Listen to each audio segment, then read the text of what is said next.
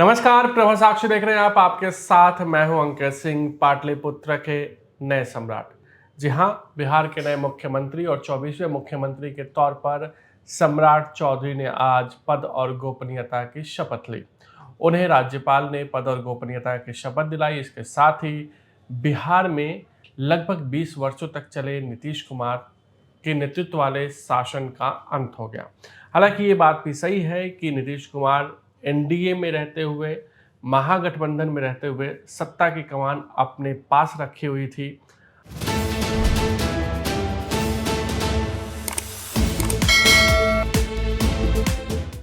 NDA में रहते हुए उन्होंने ज़्यादातर समय सत्ता में रहे और अब भी एनडीए की ही सरकार है, लेकिन इस बार बिहार में एनडीए का नेतृत्व सम्राट चौधरी, जो कि भाजपा के नेता हैं, उनके हाथों में है।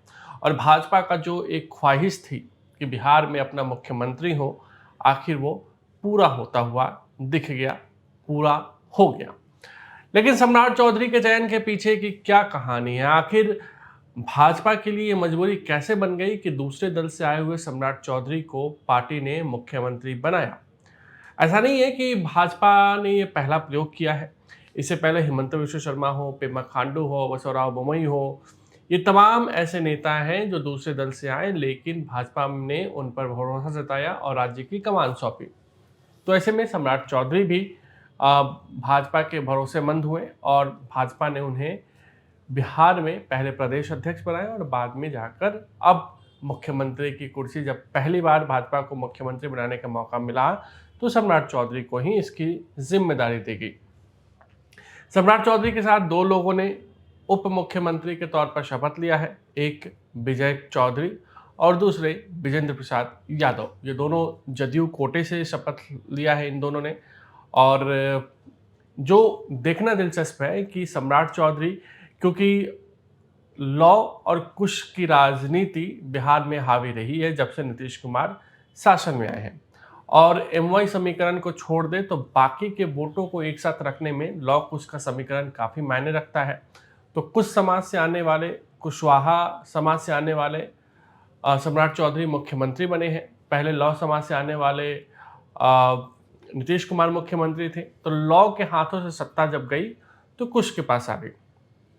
लेकिन जदयू ने अपने कोटे से जो दो उप मुख्यमंत्री बनाए हैं, कोई भी पार्टी हमेशा ये चाहती है कि उसका जो वोट बैंक है उसी समाज से आने वाले किसी नेता को हम बड़ा पद दें।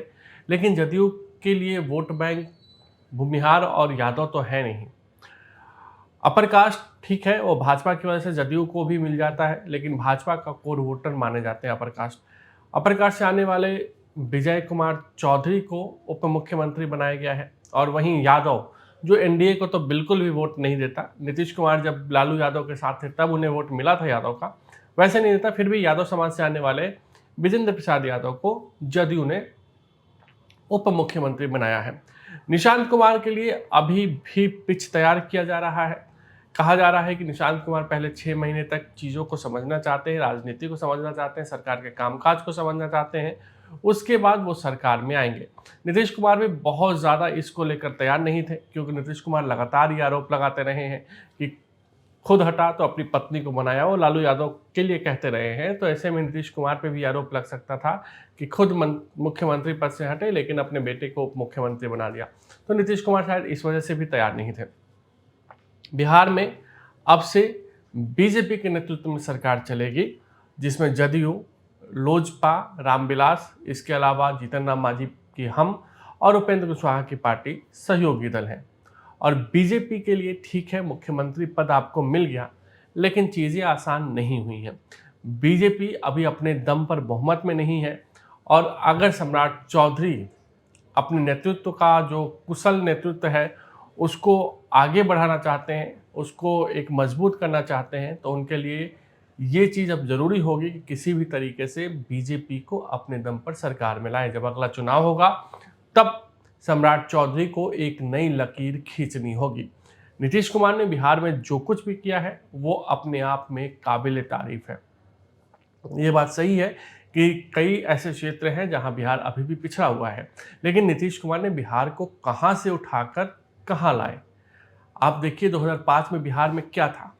लेकिन आज की स्थिति में बिहार बहुत बदला है और उस बदलाव को आगे भी सम्राट चौधरी के नेतृत्व में जारी रखना होगा।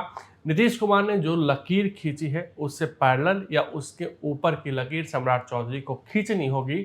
और यही चीज़ है कि बीजेपी भी जानती है कि ये ताज तो उसे मिल गई है, लेकिन इस ताज को बनाए रखने के लिए, इस ताज को एक तरीके से और महत्वपूर्ण बनाए रखने में उसके कामकाज को हर मामले में नापा जाएगा, आंका जाएगा। क्योंकि नीतीश सरकार की तुलना हमेशा लालू यादव से होती थी और लालू यादव की सरकार में जो विकास के काम नहीं हुए थे, इसलिए नीतीश सरकार में जो भी विकास के काम हुए नीतीश ने उसे अव्वल नंबर से पास किया।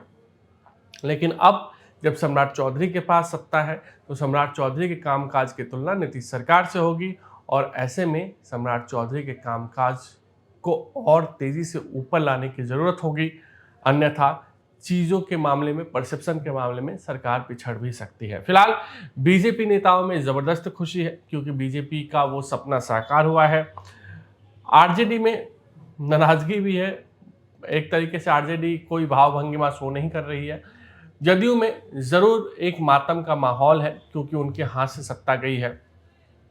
सम्राट चौधरी को देखना होगा किस तरीके से तेजस्वी यादव को डील करते हैं, क्योंकि तेजस्वी यादव आक्रामक विपक्ष के नेता है। ठीक है, तेजस्वी यादव के पास सीटें कम है और वो सत्ता में नहीं है, लेकिन तेजस्वी यादव के पास एक अच्छा खासा वोट बैंक 32% का है, MY का, और उस 32% से सम्राट चौधरी को लड़ाई लड़नी है। तेजस्वी यादव जिस तरीके से आप पे आरोप लगाएंगे, सम्राट चौधरी को उसी हिसाब से पलटवार भी करना होगा। इसलिए भी सम्राट चौधरी आगे किस तरीके से सरकार चलाते हैं, इस पर सबकी नज़र रहने वाली है। अगर आप भी लेना चाहते हैं देश दुनिया की तमाम जानकारी तो आज ही सब्सक्राइब करें हमारे चैनल को। साथ ही नीचे दिए बेल आइकन को जरूर दबाएं ताकि हर अपडेट आप तक पहुंच सके।